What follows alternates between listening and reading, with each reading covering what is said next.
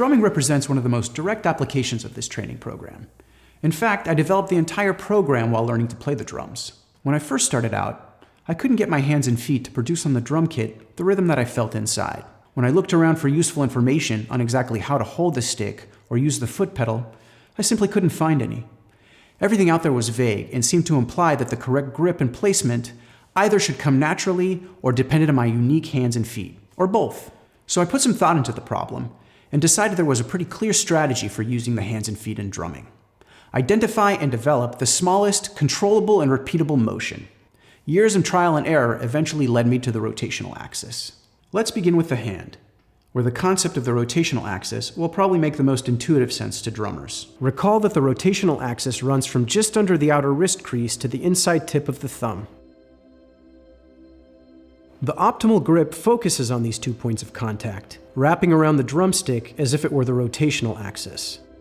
The fingertips help to position the stick so that rotational force can be applied both medially by the thumb and laterally by the coordinated segmental action of the other 4 fingers applied at their tips, with the end of the stick tucked against the wrist crease. It turns out that this shift in spin direction, from downspin applied at the inner tip of the thumb to upspin applied by the other 4 fingers at the wrist crease, and back again, is the smallest controllable motion of the hand.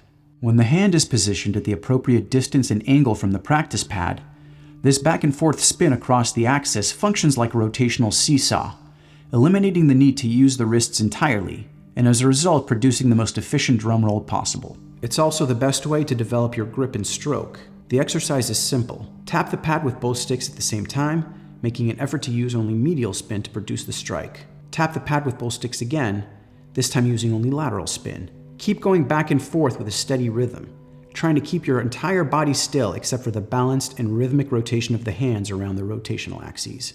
You may not be able to achieve this grip or stroke with one or both hands when you first start drumming.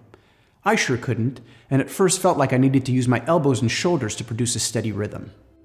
Over time, if you keep at it, the bones of your hands will realign subtly around the drumsticks as the focus of the strokes shifts from your wrists to your fingers and finally to your fingertips.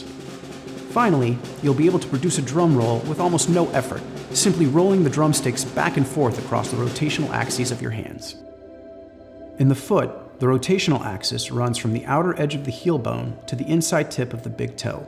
The foot rotates medially around the axis with every step, moving from the outer edge to the inner edge across the heel and the transverse arch in a smooth rolling motion that channels muscle tension into the big toe. Once you've fully developed the rotational axes of your feet, you'll see that the key to foot control is positioning and placement on the pedals.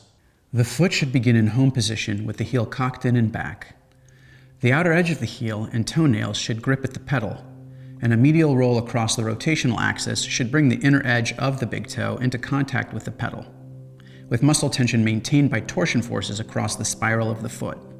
You can use that tension to tap your big toe with strength and speed, effectively completing the medial roll of the foot to strike and quickly reversing rotation to wind the next strike, all without lifting your heel and releasing the leg's useful tension. A final word on posture. With your feet optimally positioned on the pedals and fully engaged, they should be able to function independently with speed and precision.